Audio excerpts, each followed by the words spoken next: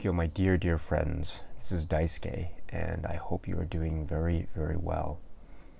It is now June 29th, 2019, and already we are underway with respect to the Barnes & Noble sale of Criterion Collection items.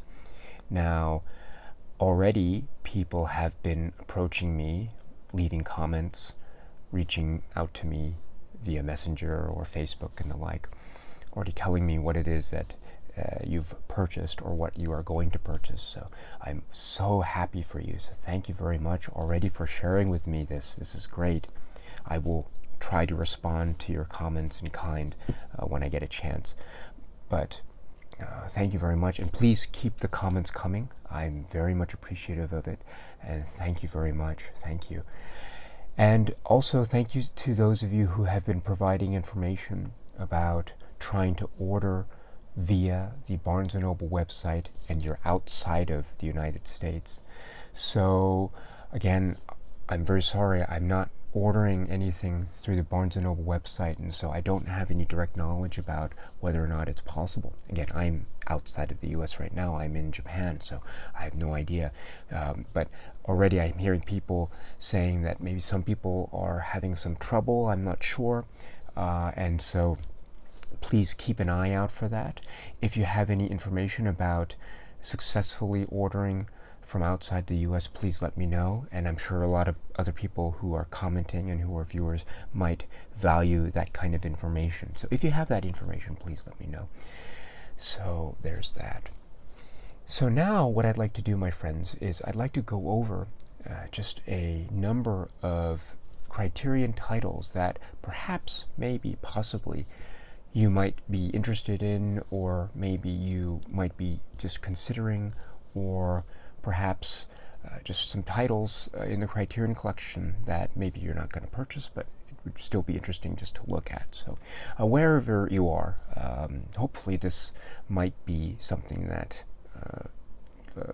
could be stuff that you could consider with respect to purchasing items during the Barnes & Noble Criterion sale. So, and I'm not sure if all of these are 50% off. Now, I am assuming that they are.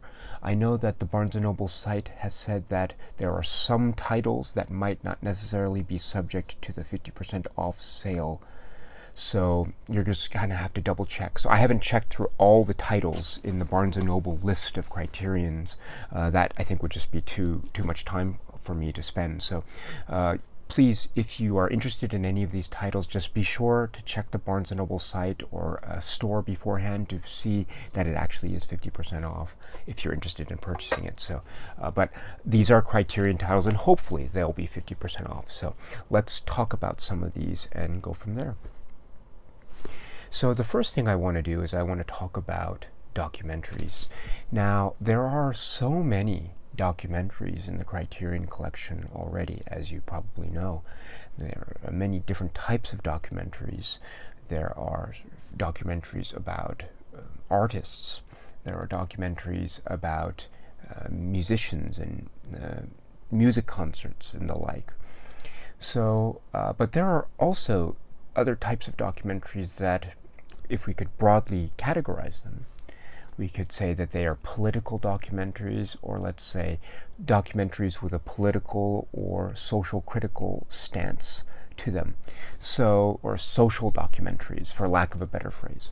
So what I'd like to do here is let me just focus on a number of these political / social documentaries, and maybe in another video we can talk about the more music or art focused documentaries. So now let's talk about some of the political social documentaries that are in the Criterion collection, and we can go from there. These are in no particular order, but let's begin with the more overtly political documentaries. That is, the documentaries that seem to be about a politician in office, or a political figure, or a campaign, or something of that nature. So the first one I thought was very interesting was Spine number 602 from 1993. This is the War Room D.A. Pennebaker and Chris Hedges film, The War Room. So this is a fascinating portrait of the Clinton campaign for the presidency in 1992. So we go back and we remember the rise of Bill Clinton. And remember, he essentially, if you're talking about national politics, if you recall, in 1992, he was running against then President George Bush, Herbert Walker Bush, and also Ross Perot. So this is the fascinating backstage portrait, if you will, of this aspect of Clinton's campaign. And you have here the access to the backstage scenes, behind the scenes look at the campaign, focusing on the strategists. And here we have the two strategists of the campaign at the time, James Carville and George Stephanopoulos. So yes, very fascinating, very interesting. The War Room. This is from 1993, Pennebaker and Hedges. So this is spine number 602 for your consideration. Next is spine number 808, the Kennedy films of Robert Drew and Associates. Now this is a collection of films that are focusing around certain aspects with respect to the figure of John F. Kennedy. Now, John F. Kennedy is either candidate Kennedy or President Kennedy. So we have 4 films here. So first is Primary, next is Adventures on the New Frontier, next is Crisis, and next is Faces of November. So these collection of films, as I say, focus in on aspects that relate to John F. Kennedy, the candidate or the president. A really undeniably potent look at, again, the backstage, behind the scenes access, if you will, in many facets and aspects of American political life in the early 1960s, late 1950s, early 1960s, which is so critical, so crucial, and really quite vital and amazing that a lot of this was captured and released. So really quite fascinating. This is, I think, such a set of films that are intimate portraits of this important figure in U.S. political history. So again, the Kennedy films of Robert Drew and Associates. Spine number 808 for your consideration. Next is spine number 557, 1984's The Times of Harvey Milk. This is a well-told, focused, and startling documentary about a very charismatic and I would say quite unique figure in American politics, local politics. Here we're talking about San Francisco, California. But still, his politics and what he was, what he stood for, really are issues and policies that I think are very wide-reaching. It's not just localized, although it is set within this local context. The policies are probably much broader than that. So this is a well-told documentary using footage from the time and also using interview footage and the like. So again, the story of Harvey Milk is one that is, it's very powerful and it's very poignant. So, and this documentary is well told, it's concise, and it has a very nice ease of entry and understandability. So yes, The Times of Harvey Milk, spine number 557 for your consideration. Next is spine number 153. Now this is a different kind of documentary in many respects, but at the same time it is a documentary about a political figure. I'm talking about this. This is General Idi Amin Dada, a self-portrait, Barbet Schroeder. So this is from 1974. This is a film that is very peculiar, and in terms of a documentary, filmmaking aspect of documentary, very peculiar indeed. I would say that there are, when we're talking about documentary, we often have to confront potential issues, do we not, about documentary versus propaganda versus self-portrait. And I think those issues come to the fore when we're watching this film and we're engaging with this film and what it is about and what it is showing us and what it tries to show us, but what it is actually showing us. So I think there's a distinction to be made there. And therefore, this becomes a fascinating watch, a kind of a tricky watch, and one that is quite complex. So again, how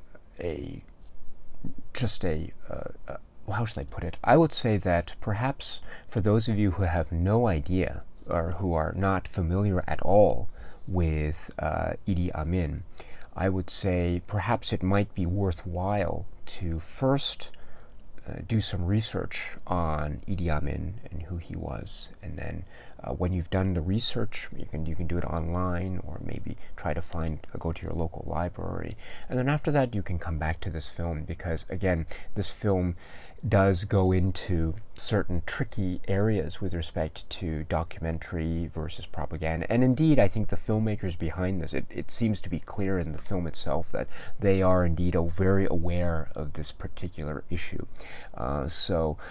Which I think makes this film so doubly fascinating as a watch. But again, it's just it's a very complex, challenging work to watch on many levels, but very much recommended with that understanding. So again, here is General Idi Amin Dada, a self-portrait, spine number 153. Next, spine number 258. This isn't a straightforward documentary per se, but it does have documentary elements to it. And this is from 1988, and this is the series here, Gary Trudeau and Robert Altman's Tanner 88. So Tanner 88. So this is a DVD, and so let me just say here that I know that DVDs are maybe some people might prefer to get Blu-rays instead of DVDs, because maybe DVDs are seen to be getting a little bit, I don't know, old hat, so to speak, or maybe Blu-rays are considered more like upgraded.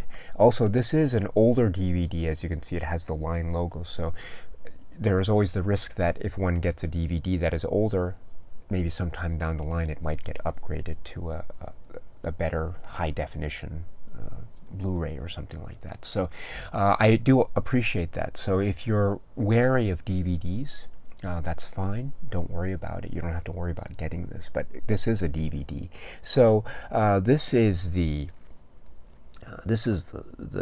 series, which is about this campaign, this fictitious campaign, but it's set in a real life context of presidential campaigning. So you have this really quirky and fascinating and funny and really eye-opening merging between reality and satire.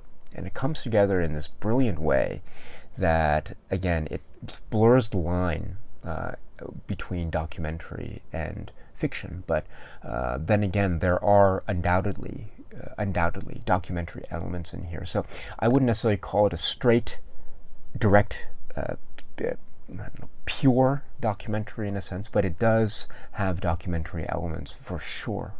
So if we're talking about documentary films that have a political bent, then Tanner 88, very funny, satirical, memorable series from the creative minds of Gary Trudeau and Robert Altman. For your consideration, the DVD, spine number 258, Tanner 88.